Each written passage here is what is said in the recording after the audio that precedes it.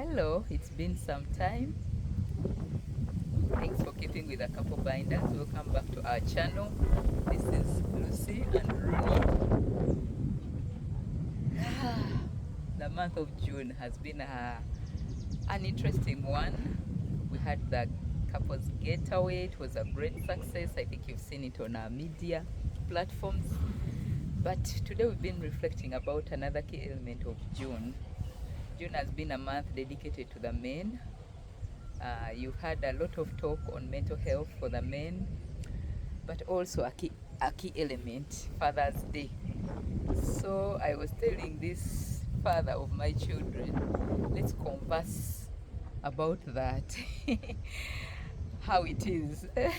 So dear father in the house, today we're going to do more talking to share with our people what fatherhood means to you, what some memories on your fatherhood journey, the practicalities of, take it on.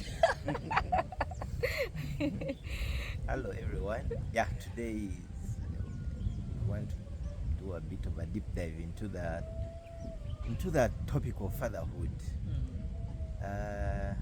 What do you want me to talk about? You became a father in 2010. When we were in hospital, I remember an aspect. I looked at you. You went to the bed where the baby was sleeping. You looked at her for like 5 minutes non-stop. I wondered what was going on in your head. How did fatherhood, were you hit like, oh my God, I am now responsible for this human being. What am I going to do? Were you scared? Were you worried? What was going on? Empty box. You were in your empty box. Anyway,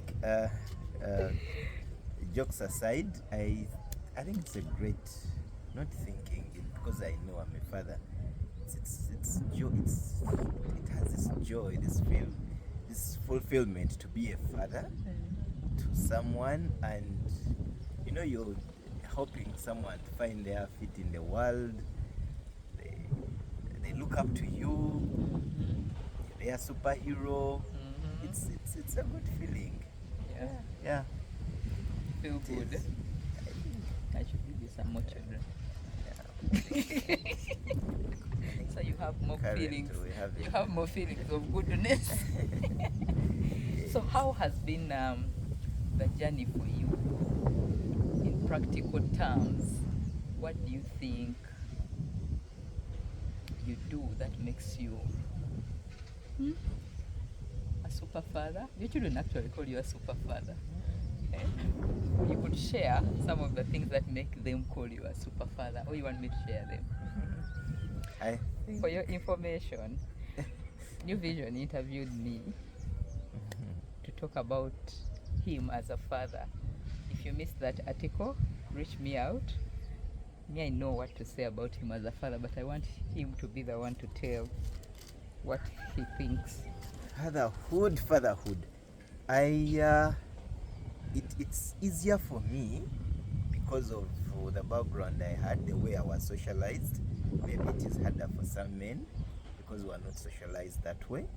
But we always say anyone who is above 18 years cannot blame his parents for what is not right. Yes. So you have to read, you have to develop yourself and make things right.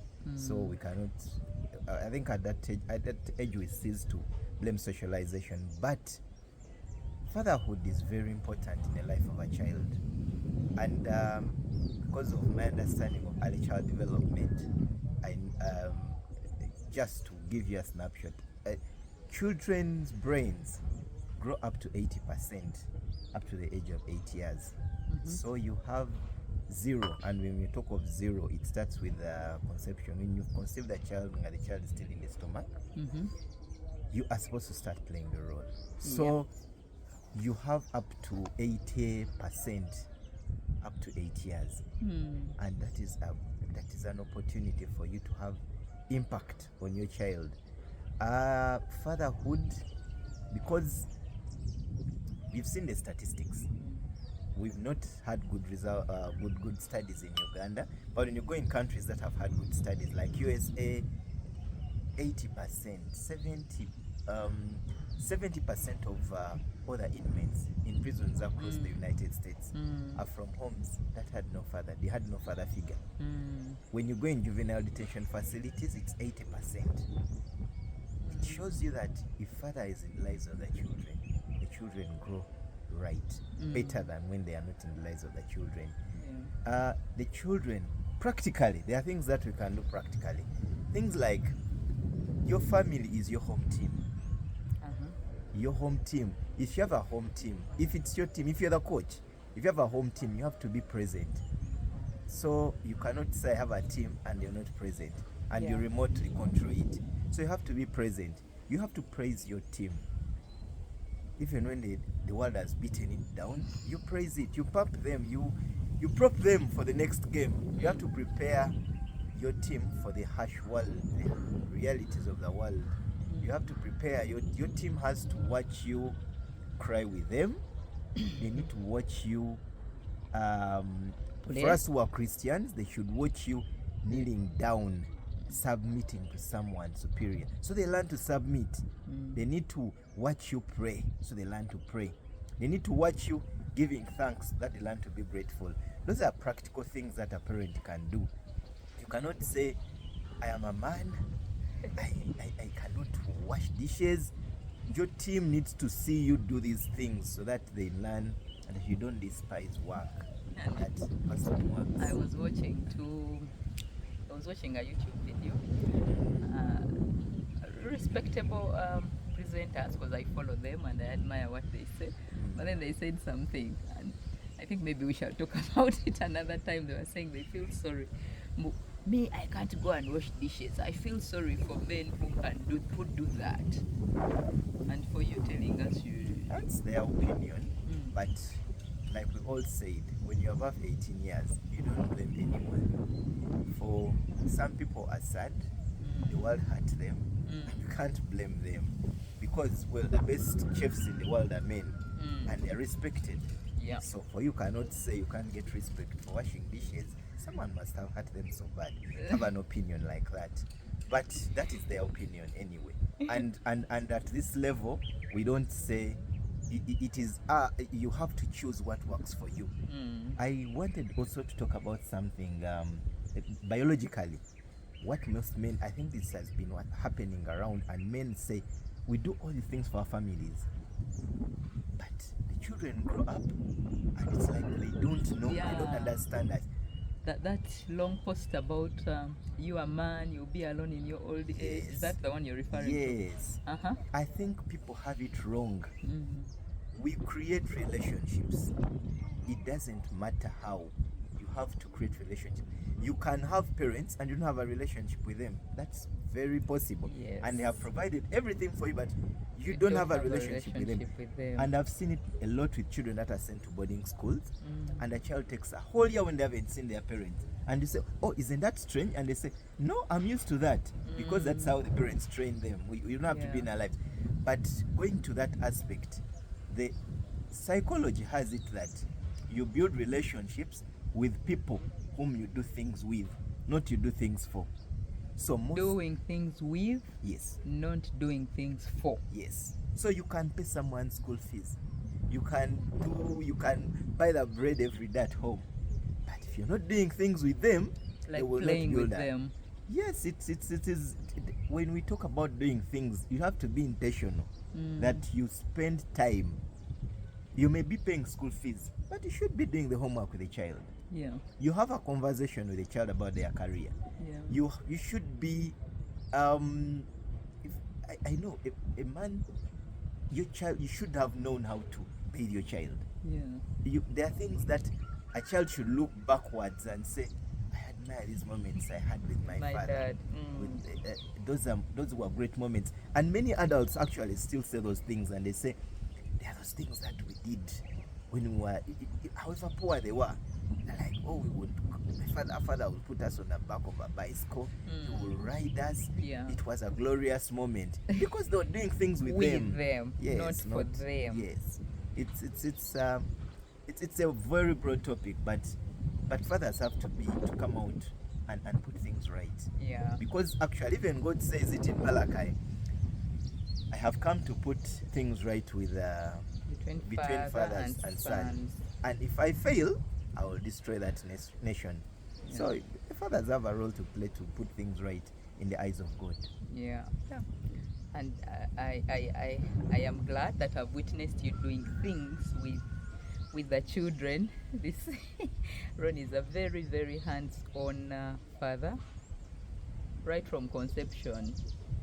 I think some of the moments I've enjoyed most were when I'm pregnant. This guy would wake up, cut me fruits, prepare me a lunch box, ensure that I'm well. He never missed any antenatal visit except the ones I had to do. I still wake up and do those things.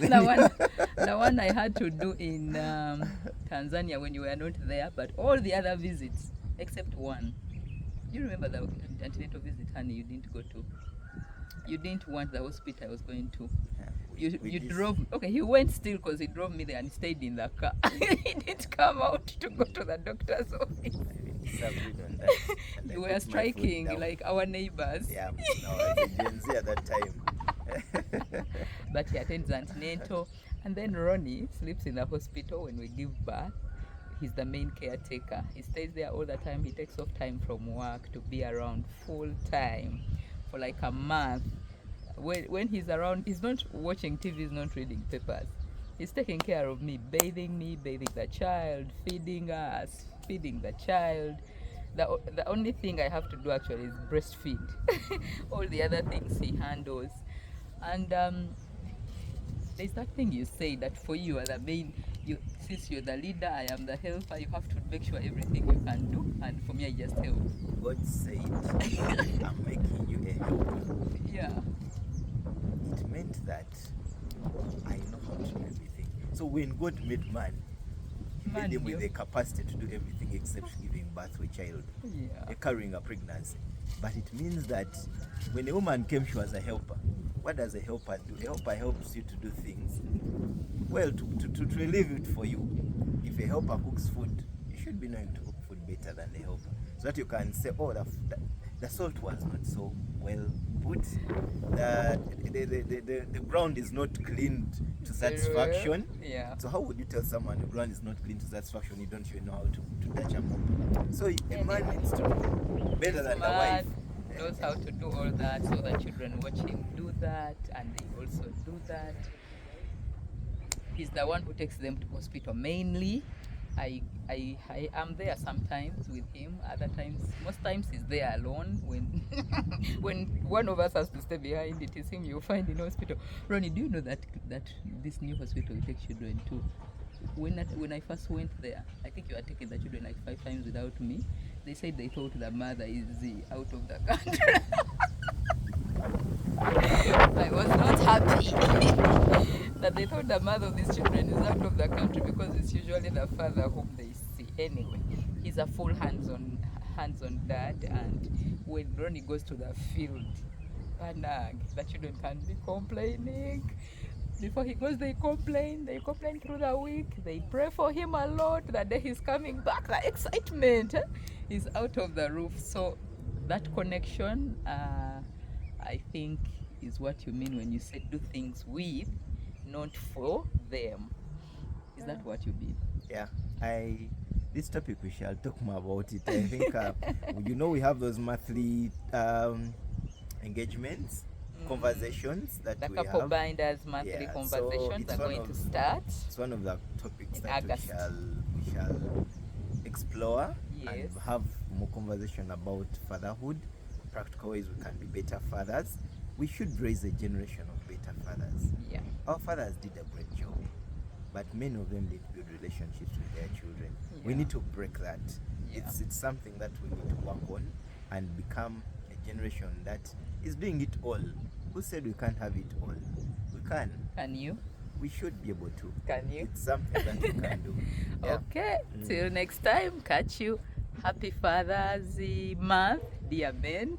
Continue being the men God wants you to be for your children. Bye.